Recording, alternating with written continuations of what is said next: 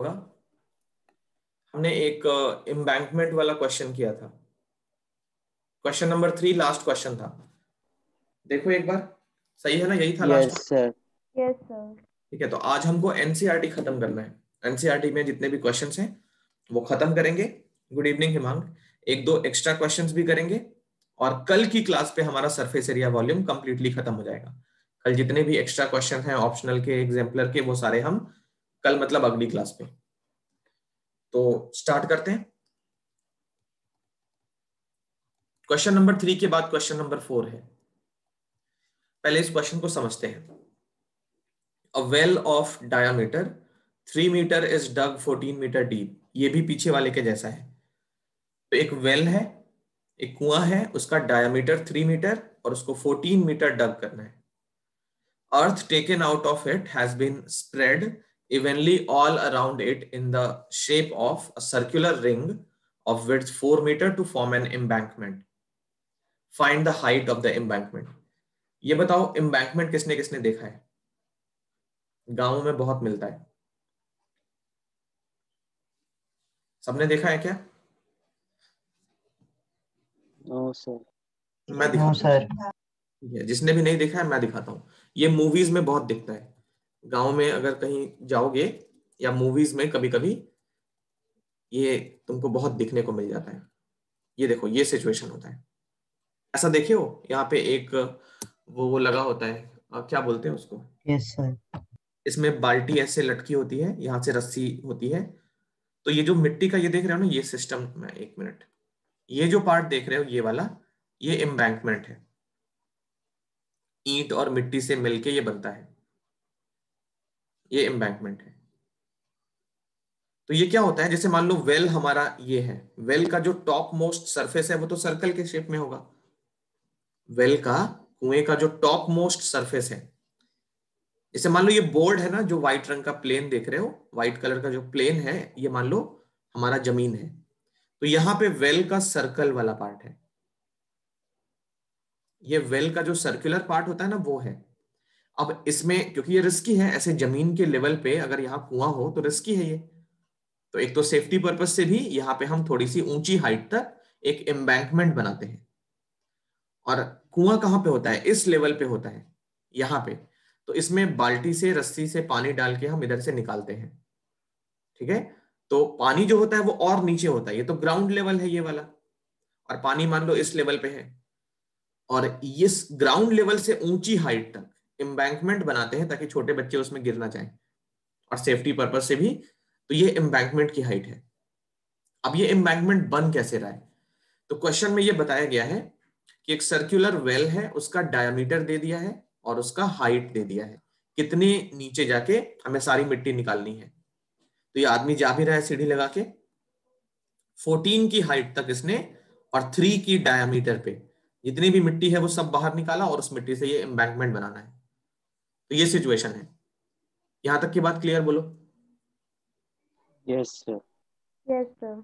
अब क्वेश्चन पे वापस आते हैं। तो ये है टोटल सिचुएशन। फिगर बनाते हैं, देखो। A well of diameter 3 metre is dug 14 meter deep. Earth taken out of it has been spread evenly all around it in the shape of a circular ring of width 4 meter to form an embankment. Find the height of the embankment. तो मैं अगर figure बनाऊं, देखो, सबसे पहले 14 metre deep उसने well से मिट्टी निकाली है।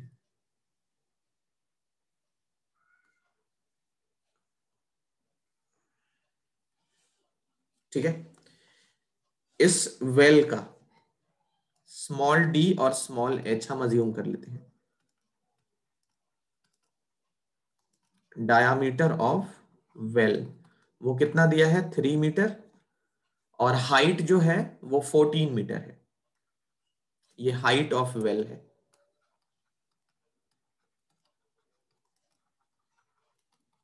ये है 14 मीटर। अच्छा, वेल की हाइट 14 मीटर नहीं है, वेल की हाइट और भी ज्यादा होगी। इतना डीप उसने मिट्टी निकाला है, वो हाइट हम ले रहे हैं। ठीक है, वेल की हाइट 14 नहीं है, वो और ज्यादा भी हो सकती है, नहीं भी हो तो भी कोई दिक्कत नहीं है। बट वेल की हाइट 14 नहीं है। अगर हमने वेल लिखा है तो ध्यान रखना उतने डीप जाके हमने मिट्टी निकाला है, उसको हम बोल रहे हैं वेल की हाइट, क्योंकि वो सिलेंड्रिकल है इसलिए वेल की हाइट बोल रहे हैं। यहां से रेडियस निकाल सकते हो 3/2 मीटर, पॉइंट में कन्वर्ट देख लेंगे आगे करना है कि नहीं करना है। अब सारी मिट्टी निकाल के हम एक सर्कुलर रिंग बना रहे हैं, उसका विड्थ है 4 metre to form an embankment. तो एम्बैंकमेंट का ये मतलब होता है कि जिस भी शेप के किनारे किनारे लगाओगे वो उसी शेप को ले लेता है। तो ये सर्कुलर वेल है, इसके साइड में अगर 4 मीटर के विड्थ पे, पहले अपने डायमेंशन को समझो, ये वाली लेंथ है r, जिसकी वैल्यू 1.5 है। ये 1.5 मीटर का रेडियस है चारों तरफ से। अब इसमें 4 मीटर और ऐड करना है, तो यहां से 4 मीटर ये ऐड कर लिया, इधर से भी 4 मीटर ऐड कर लिया, हर तरफ से 4 मीटर ऐड कर लिया, और ये सर्कुलर शेप के आगे आगे लगा रहे हैं। तो एम्बैंकमेंट जो बनेगा वो भी सर्कुलर होगा। तो ये मान लिया इस हाइट तक हम एम्बैंकमेंट बना रहे हैं।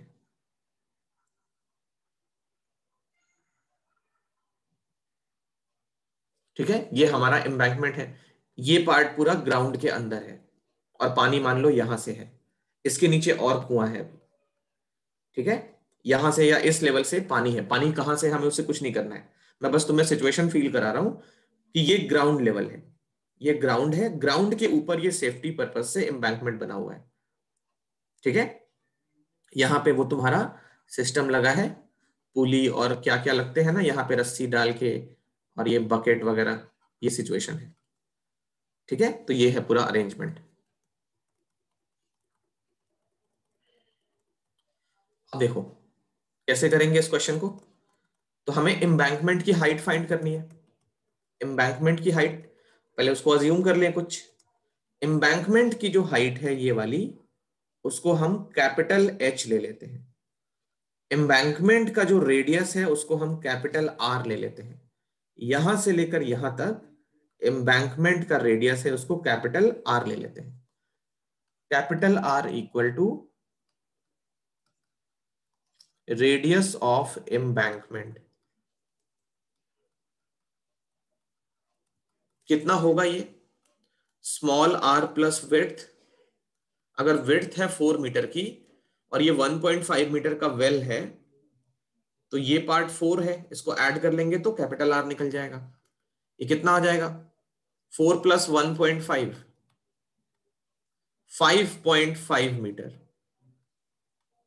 एम्बैंकमेंट का रेडियस हो गया 5.5 मीटर। एम्बैंकमेंट की हाइट हमने कैपिटल एच रखी है, हाइट ऑफ एम्बैंकमेंट, और एच हमको निकालना है। ठीक है, तो क्या करना है, देखो अंदर से जो मिट्टी निकाल रहे हो उसी मिट्टी से एम्बैंकमेंट बनने वाला है। तो वॉल्यूम इस वेल का वो इक्वल होगा वॉल्यूम ऑफ एम्बैंकमेंट। अब एम्बैंकमेंट में ये ध्यान रखेंगे कि हॉलो सिलेंडर हमको लेना है, मतलब एच हाइट तक मिट्टी हमें बाहर बाहर लगानी है बस। बीच वाले पार्ट पे, जैसे मैं अगर ब्लू पार्ट से पेंट करूं, ये देखो वेल के अंदर की एच हाइट तक मिट्टी नहीं डालनी है। डालोगे तो पानी कहां से निकालोगे। तो जो मिट्टी निकल रही है ना पूरे 14 की हाइट तक, ये वाला स्मॉल एच, इस हाइट तक जो भी मिट्टी निकाल रहे हैं अंदर से, उसको हम कैपिटल एच की हाइट तक बाहर से मिट्टी लगानी है। वेल के अंदर मिट्टी नहीं लगानी है, अंदर लगाओगे तो पानी कैसे निकालोगे। तो हॉलो सिलेंडर है ये, एम्बैंकमेंट जो है वो हॉलो सिलेंडर है। वॉल्यूम इक्वेट करेंगे हॉलो सिलेंडर का इस वेल के वॉल्यूम से। देखो, तो volume of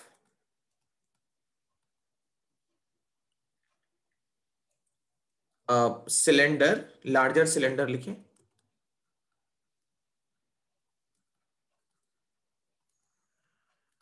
equal to volume of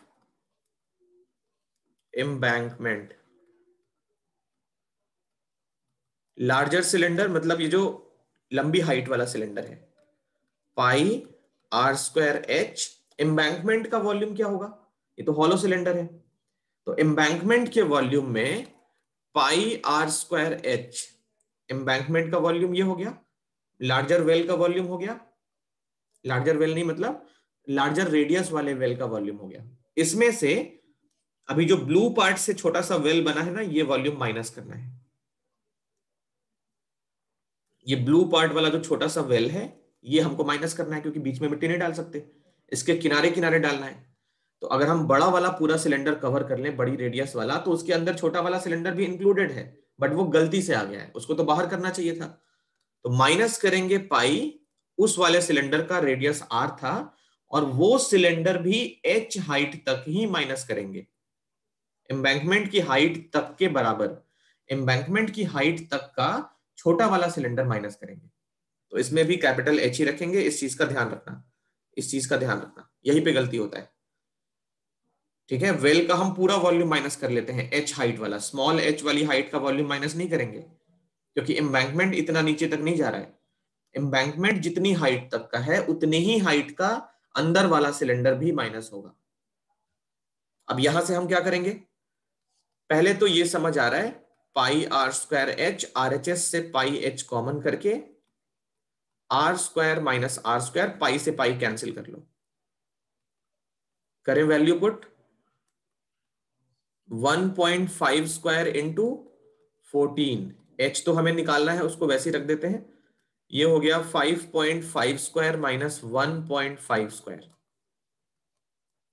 2.25 into 14, h into a plus b, a minus b सबसे बढ़िया रहेगा, क्योंकि 5.5 का स्क्वायर निकालो फिर 1.5 का स्क्वायर निकालो और उनको माइनस करो, ये ज्यादा बेटर नहीं रहेगा। ये देखो 2.25 into 14 equal to H into 5 और 1 6, और ये 0.5 मिला के 7, और ये कितना आ गया 4, 7 से कैंसिल 2 टाइम्स, 2 से कैंसिल 2 टाइम्स, तो h की वैल्यू क्या मिल गई 2.25 अपॉन 2, ये हो गया 1.125 मीटर। इतनी हाइट का एम्बैंकमेंट हम बना सकते हैं। बोलो clear? Yes sir. Yes yes sir. ये फिगर अच्छे से बनाना है और ये पूरा इक्वेशन कॉपी कर लो। नेक्स्ट क्वेश्चन,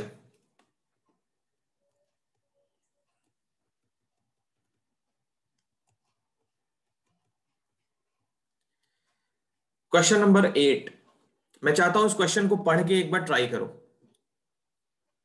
5 मिनट्स का टाइम है, इस क्वेश्चन को पढ़ के सॉल्व करने की कोशिश करो। देखो यहां देखो, क्वेश्चन नंबर 8 ये है ना पानी के फ्लो की स्पीड का है। एक क्वेश्चन इसके बाद आने वाला है, वो भी स्पीड वाला क्वेश्चन है। तो इस क्वेश्चन में समझो अच्छे से कि फ्लो का जो स्पीड होता है उससे हम क्या करते हैं। Question number 8, water in a canal 6 metre wide 1.5 metre deep is flowing with the speed of 10 kilometre per hour. तो एक कनाल है, ये देखो ये कनाल है, ठीक है। तो इस कनाल का जरा डायमेंशन देखो, कनाल जो होता है वो 2D फिगर नहीं होता है, कनाल जो होता है वो 2D फिगर नहीं होता है, पानी उसमें गहरा होता है ना, हाइट होती है। तो ये पिक्चर में भले ही दिख रहा हो कि लेंथ है और ब्रेथ है, बस इसके अंदर हाइट भी है। तो अब ये कनाल किस शेप में है, देखो वाइड दे दिया मतलब इसकी विड्थ हो गई, कितना गहरा पानी है वो दे दिया तो हाइट हो गई। अब ये 2 डायमेंशन हो गई और लेंथ तो हमको क्लियर कट दिख रहा है, तो ये LBH मतलब क्यूबॉइड के शेप में है ये कनाल, ठीक है। तो कनाल में देखो जो लेंथ है वो निकालेंगे अभी, बी को लेते हैं विड्थ ऑफ कनाल, ये अच्छे से समझना, स्पीड इसमें बहुत इंपॉर्टेंट है, स्पीड हम क्या कैसे यूज करते हैं। विड्थ ऑफ कनाल है 6 मीटर, एच को मान लिया हाइट ऑफ कनाल, HEIGHT,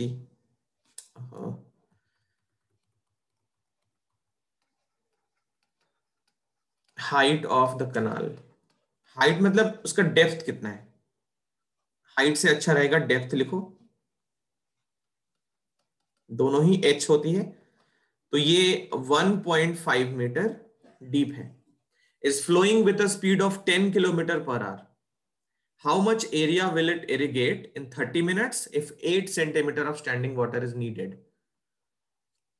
तो ये देखो 30 मिनट्स में इस फ्लो के साथ जितना भी पानी कलेक्ट होगा उसको हमको कहीं पे जमा करना है, कहीं पे स्टोर करना है ना। अब कितनी एरिया कवर करेगा वो हमको चाहिए। क्वेश्चन बहुत ही अच्छा है। तो देखो इसमें कैसे हम समझ सकते हैं। सबसे पहले एक सिचुएशन कंसीडर करो। ये मान लो हमारी कनाल है, ये पार्ट हमारा विड्थ है, ये पार्ट लेंथ है, और हाइट जो है वो बोर्ड के प्लेन के अंदर है, मतलब वर्टिकली डाउनवर्ड इसकी हाइट है, अंदर है मतलब बोर्ड के प्लेन के अंदर ये हाइट है। हाइट अभी थोड़ी देर के लिए हटा दो दिमाग से, बट हाइट है, इसमें ध्यान रखो। अब विड्थ इसकी 6 मीटर है, डेप्थ हमको पता है, लेंथ के लिए इसने स्पीड दे रखी है। एक बार जरा स्पीड का मतलब समझो। स्पीड है 10 किलोमीटर पर आवर। अब क्या करोगे, मान लो ये पानी इसमें फ्लो हो रहा है 10 की स्पीड से, और तुम्हें ना क्या करना है, स्पीड को पहले समझना है। 10 किलोमीटर पर आवर का मतलब ये है 1 आवर में 10 किलोमीटर। 10 किलोमीटर पर आवर, पर मतलब 1। तो इसमें जो पानी फ्लो हो रहा है वो 1 घंटे में 10 किलोमीटर का डिस्टेंस ट्रेवल करेगा। ये पानी का स्पीड है। तो अगर ये हम कनाल अज्यूम कर रहे हैं, और इस कनाल का लेंथ थोड़ी देर के लिए, एक हाइपोथेटिकल सिचुएशन, 10 किलोमीटर है मान लो, 10 किलोमीटर लंबा लेंथ हमने कलेक्ट किया इस कनाल पे। ये 10 किलोमीटर का हम एक स्पैन कंसीडर कर रहे हैं। कनाल का जो लेंथ है ना बहुत बड़ा होगा मान लिया, तो उसमें 10 किलोमीटर लंबा हम एक स्ट्रिप कलेक्ट कर रहे हैं, एक स्पैन ले रहे हैं 10 किलोमीटर लेंथ का। अब यहां जो ड्रॉपलेट्स हैं, यहां जो पानी का ड्रॉपलेट है सबसे ऊपर वाला, ये हर एक पॉइंट इस पे 10 किलोमीटर की स्पीड से मूव कर रहा है। पानी का हर एक बूंद मूव कर रहा है 10 की स्पीड से।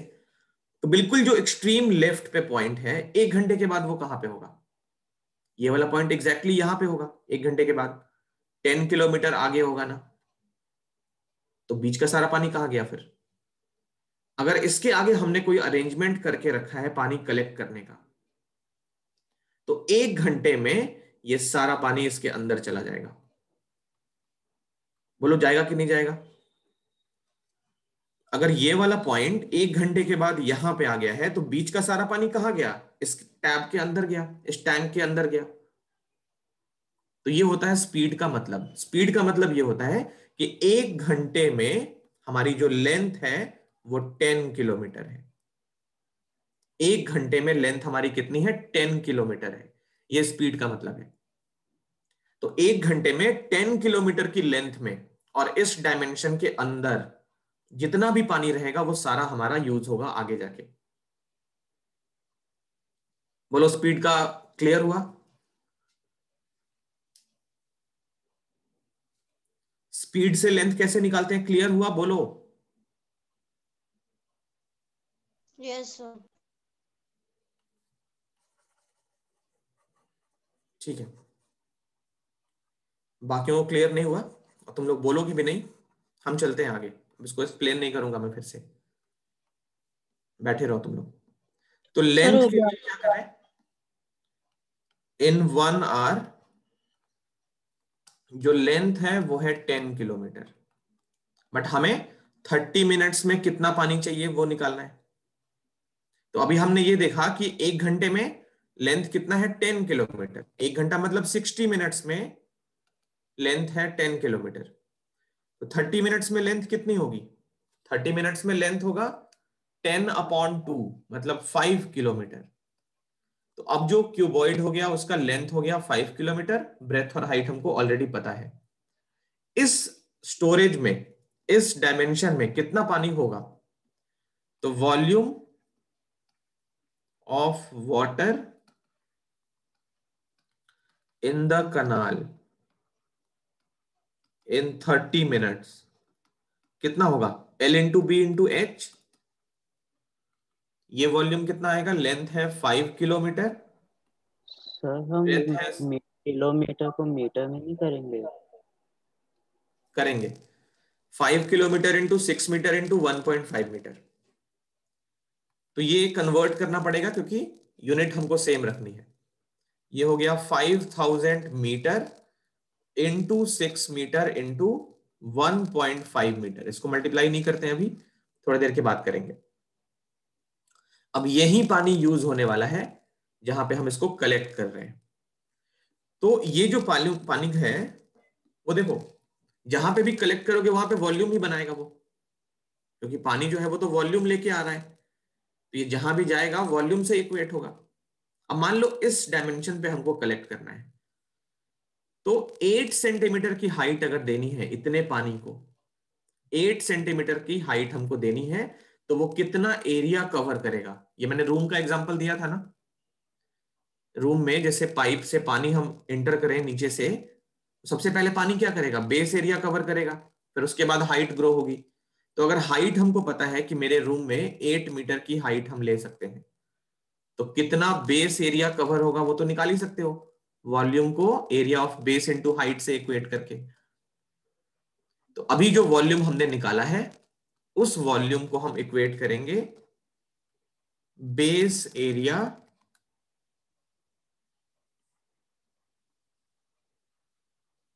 Multiplied by the height. तो ये वॉल्यूम कितना आया है, 5000 metre into 6 metre into 1.5 metre equal to base area multiplied by height है 8 सेंटीमीटर। हाइट है 8 सेंटीमीटर, उसको भी हम मीटर में कन्वर्ट कर लेते हैं, 8 मीटर अपॉन 100 करके, 8 अपॉन 100 कर लिया तो मीटर में आ जाएगा वो। अब यहां से बेस एरिया निकाल लो, ये वाला कैसे निकालोगे बेस एरिया, तो एरिया इक्वल टू 100 तो पहले ऊपर चला जाएगा, 5000 इंटू 6 इंटू 1.5 इंटू 100 अपॉन में 8। देखो ये डेसिमल हटा लिया तो नीचे आ गया 10। यूनिट एक बार चेक कर लो, तो ये मीटर से ये metre cancel, metre into metre, metre square, area का यूनिट मीटर स्क्वायर होता है, तो बिल्कुल सही जा रहे हैं। कैंसिलेशन, ये 0 से 0 कैंसिल, 4 से 2 टाइम्स, 4 से 1250, फिर 2 से 625, तो इन सबको मल्टीप्लाई करोगे, 625 into 6 into 15 into 10 metre square. जरा कोई मुझे मल्टीप्लाई करके बता दो।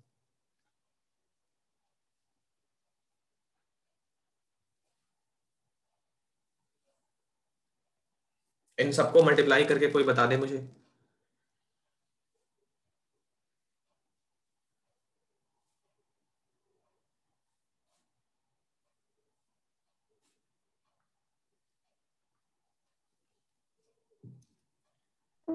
So 56,250.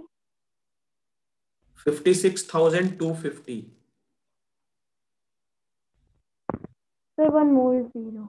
One more zero is there, तो 5,62,500 मीटर स्क्वायर। Yes sir. तो ये हो गया एरिया, इतना एरिया चाहिए हमको, बट ये काफी ज्यादा आ रहा है। एक बार जरा कैलकुलेशन देख लो, 5 किलोमीटर को 1000 से मल्टीप्लाई, ये सर दोनों यही आ रहा है। ये आ रहा है। सर यही आ रहा हूँ। ओके चल चल ठीक है फिर। सर आपकी आवाज बिल्कुल नहीं आ रही है। अच्छा ये एरिया काफी बड़ा है वैसे, क्या इसको हम किलोमीटर स्क्वायर में कन्वर्ट कर सकते हैं? एक बार करके देखते हैं किलोमीटर स्क्वायर में कैसे होगा। तो देखो मीटर स्क्वायर को किलोमीटर स्क्वायर में कन्वर्ट करने का रिलेशन क्या होता है, पहले तो ये बताना पड़ेगा। 1 मीटर में कितने किलोमीटर होते हैं? 1 मीटर में 1/1000 किलोमीटर होता है ना। 1 मीटर में 1000, 1/1000 किलोमीटर होता है, तो 1 मीटर स्क्वायर में कितना होगा बताओ? 1/1000। 1000 into 1000। 1/1000. हाँ तो ये बहुत छोटा होगा, 10 का पावर 6 से डिवाइड करना पड़ेगा, 2 2 4 2 6, 0.5625 किलोमीटर स्क्वायर, 0.5625 किलोमीटर स्क्वायर। एक काम करते हैं, इसको हेक्टेयर में कर लेते हैं। हेक्टेयर का रिलेशन पता ही है, 1 हेक्टेयर में 10,000 मीटर स्क्वायर होता है। तो इस मीटर स्क्वायर को 10,000 से डिवाइड कर लो तो ये हेक्टेयर बन जाएगा। Area equal to 562,500 upon 10,000। तो 1 2 3 4 दो जीरोस तो इनको काटने में लग गया, 56.25 हेक्टेयर, 56.25 हेक्टेयर। कोई भी गलती से हेक्टेयर स्क्वायर ना लिखे, हेक्टेयर ऑलरेडी मीटर स्क्वायर होता है या किलोमीटर स्क्वायर होता है। हेक्टेयर जो है वो एरिया का यूनिट होता है। कोई भी सर हेक्टेयर, अगर बड़ी वैल्यू लिखेंगे तो मतलब मार्क्स कटेंगे? क्यों मार्क्स कटेंगे? तुम लोग कैसी सोच बना रहे हो? मार्क्स कटेंगे? क्यों मार्क्स कटेंगे? मैं थोड़ा सा और तरीका बता रहा हूँ और कैसे कैसे लिखा जा सकता है। Okay sir. तुम लोग इतने छोटे क्यों बन जाते हो कि सर मैंने 2 + 2 4 लिख दिया तो मार्क्स कट जाएंगे, उसने तो 6 - 10 किया है, ऐसे किया है। इन सब चीजों के मार्क्स नहीं कटते। इतने भी जालिम नहीं होते हैं टीचर्स कि हर चीज में मार्क्स काटने लगे। तुम लोग तक घबराते क्यों हो? जो मार्क्स कटेगा मैं ऑलरेडी तुम्हें वार्न करूंगा। हम लोग भी इंसान होते हैं, हर चीज में थोड़ी ना मार्क्स काटेंगे। तुम भी बच्चे हो, तुम्हारे बारे में समझते हैं, सुनते हैं। Okay sir. करो कॉपी। एक और क्वेश्चन है इसी के जैसा, वो भी स्पीड को लेकर है। देखो कैसे करेंगे। अगला जो क्वेश्चन आ रहा है वो बहुत ज्यादा इंपॉर्टेंट है, बहुत ज्यादा मतलब बहुत ज्यादा। ये देखो, ये है क्वेश्चन, समझना बहुत जरूरी है, कोई लिखेगा नहीं। ये एक्सरसाइज का सबसे इंपॉर्टेंट क्वेश्चन है। स्पीड पे क्वेश्चन बहुत ज्यादा इंपॉर्टेंट है। पीछे वाला क्वेश्चन तुमको समझो बस ABCD सिखा रहा था, अब ये एक्चुअल क्वेश्चन है स्पीड वाला। A farmer connects a pipe of internal diameter 20 centimeter from a canal into a cylindrical tank in her field. ठीक है, तो यहां पे कोई कनाल है, इस कनाल से एक सिलेंड्रिकल टैंक कनेक्ट कर रहा है। वो पाइप मतलब एक सिलेंड्रिकल पाइप। हम खेती में क्या करते हैं, पानी कलेक्ट करते हैं ना पाइप के थ्रू, पाइप के थ्रू लाके उसको टैंक भरते हैं, ये अरेंजमेंट होता है। तो ये जो पाइप है वो सिलेंड्रिकल है। फार्मर कनेक्ट्स अ पाइप, ये है pipe, connects a pipe of internal diameter 20 centimetre from a canal into a cylindrical tank। तो ये हमारा कनाल है और ये हमारा टैंक है। अब क्या हुआ, which is 10 metre in diameter and 2 metre in deep, 2 metre deep। तो जो टैंक है उसकी कैपेसिटी हमको पता है, डायमीटर पता है और हाइट पता है। If water flows through the pipe at the rate of 3 kilometre per our, इसमें पानी के फ्लो का स्पीड कितना है, 3 किलोमीटर पर आवर। इसका रेडियस हमको पता है। In how much time will the tank be filled? In how much time will the tank be filled? तो ये टैंक कितने टाइम में भर लेगा, ये हमको निकालना है। ये है पूरा क्वेश्चन। अब इसको सॉल्व करते हैं। देखो ये है हमारा पाइप और ये नीचे वाला टैंक है। ओके, इसमें मैंने कनाल नहीं दिखाया है, कनाल से यहां से पानी इन हो रहा है इसके अंदर, ये फ्रॉम कनाल है। ये कनाल से पानी इसके अंदर इन हो रहा है और यहां से फ्लो होके इस टैंक में स्टोर हो रहा है। अजम्पशन देखो, small r equal to radius of pipe, वो कितना है? अच्छा, रेडियस ऑफ पाइप 20 सेंटीमीटर से निकालेंगे। 20/2, 20 क्या है, डायमीटर है ना, पाइप का डायमीटर 20 है, ये हो गया 10 सेंटीमीटर। टैंक के बारे में क्या है देखो, कैपिटल R जो है वो रेडियस ऑफ टैंक है, रेडियस ऑफ टैंक। तो 10 अगर टैंक का डायमीटर है तो रेडियस कितना होगा, 10/2 मतलब 5 metre. Capital H height of tank, height of tank कितना दिया है 2 मीटर, पानी के फ्लो का स्पीड कितना है 3 किलोमीटर पर आवर, हमें ये निकालना है कितने टाइम में ये पानी भर लेगा, इस टैंक को कितने टाइम में ये पूरा का पूरा भर देगा। तो क्या करेंगे, हम टाइम एज्यूम करते हैं, लेट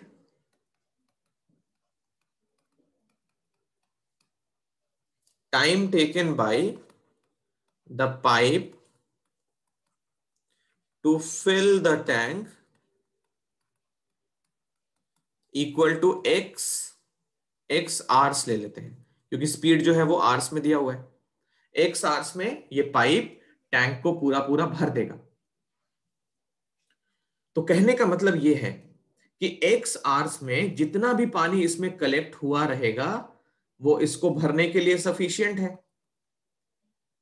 एक और लैंग्वेज, एक्स आवर्स में जितना भी पानी इसमें कलेक्ट हुआ रहेगा वो इस टैंक के वॉल्यूम के इक्वल है, क्योंकि टैंक के वॉल्यूम के इक्वल नहीं होगा इस टैंक के, तो टैंक पूरा पूरा नहीं भर पाएगा। तो अब हम क्या करेंगे, इसका वॉल्यूम निकालेंगे एक्स आवर्स के लिए। स्पीड से हमको लेंथ कैसे मिलती है मालूम है, तो 1 आवर में जो लेंथ है पानी की इस पाइप के अंदर, 1 आवर में लेंथ ऑफ पाइप कितनी होगी 3 किलोमीटर। 1 आवर में 3 किलोमीटर की लेंथ का पानी जा रहा है इसके अंदर, है ना, तो स्मॉल एच कितना हो गया 3 किलोमीटर 1 घंटे के लिए। हमने ये माना है कि x घंटा लगेगा पूरा पूरा भरने में, तो x आवर्स में क्या होगा लेंथ 3x किलोमीटर। तो ये जो लेंथ आ रही है उसी लेंथ को हम h अज्यूम कर रहे हैं 3x किलोमीटर। तो small h equal to height of, क्योंकि सिलेंडर है तो हाइट लेते हैं, हाइट ऑफ पाइप वो कितना आ गया 3x किलोमीटर, ठीक है। स्मॉल h जो है वो हाइट ऑफ पाइप है, और 3x की लेंथ में जितना भी पानी कलेक्ट हुआ रहेगा वही पानी इक्वल है वॉल्यूम ऑफ टैंक के। So volume of water collected in the pipe in x hours is sufficient to fill the tank. Therefore, the volume of both will be equal. Volume of water collected in the pipe in x hours is sufficient to fill the tank. इसलिए हम इन दोनों के volume को equate कर सकते हैं, क्योंकि हमने ये माना है स्टार्ट में x आवर्स में ये टैंक को पूरा पूरा भर देगा, तो x आवर्स में जितना भी पानी कलेक्ट हुआ रहेगा इस पाइप के अंदर वो तो सफिशिएंट होगा ना इसके वॉल्यूम को भरने के लिए। तो वॉल्यूम ऑफ पाइप निकालो, पाई आर स्क्वायर एच और pi capital R square capital H. Pi से पाई सबसे पहले कैंसिल करो, आर स्क्वायर देखो रेडियस है 10 सेंटीमीटर, ये हो गया 10 सेंटीमीटर और उसका स्क्वायर, हाइट है 3x kilometre equal to capital R कितना है 5 मीटर, तो 5 मीटर और उसका स्क्वायर इंटू हाइट कितनी है 2 मीटर। यूनिट एक बार सारे सेम कर ले, ये 10 सेंटीमीटर है तो 10 को क्या करोगे, सबको मीटर में कर लेते हैं, सबको मीटर में कर लेते हैं क्योंकि मीटर एक कॉमन यूनिट होगा सेंटीमीटर और किलोमीटर के बीच का। तो 10 सेंटीमीटर को 100 से डिवाइड कर लिया, 10 को 100 से डिवाइड कर लिया क्योंकि 10 स्क्वायर है ये, तो 10/100 इंटू 10/100 and this many metre square. 3x kilometre को भी 1000 से मल्टीप्लाई कर लिया, ये भी मीटर में आ गया। RHS पे दोनों ही मीटर में है तो 25 मीटर स्क्वायर इंटू 2 मीटर। देखो ये मीटर स्क्वायर से मीटर स्क्वायर और इस मीटर से ये मीटर कैंसिल, सारी यूनिट्स कैंसिल हो गई, x बचा है सिर्फ। अब x की जो यूनिट होगी वही डोमिनेट करेगी। x हमने क्या लिया है आर्स में लिया है, तो आंसर जो होगा वो आवर्स में आएगा। देखो आगे कैंसिलेशन अब स्टार्ट करना है सावधानी से। सबसे पहले ये दो जीरोस मिलके ये 100 को काट लिया, ये 100 वाला मिलके इन दो जीरोस को काट लिया, तो LHS पे बचा है 3 into 10 into x 30x। RHS पे बचा है 25 मल्टीप्लाइड बाई 2, तो x की वैल्यू मिल गई 50/30 आवर्स। 50/30 आवर्स, तो ये आवर्स है और फ्रैक्शन में है। आवर्स को मिनट में करने के लिए क्या करेंगे, 60 से मल्टीप्लाई, तो इसको कर लिया 50/30 इंटू 60। 30 से कैंसिल 2 टाइम्स, कितना आ गया 100 मिनट्स। 100 मिनट मतलब 1 आवर 40 मिनट्स।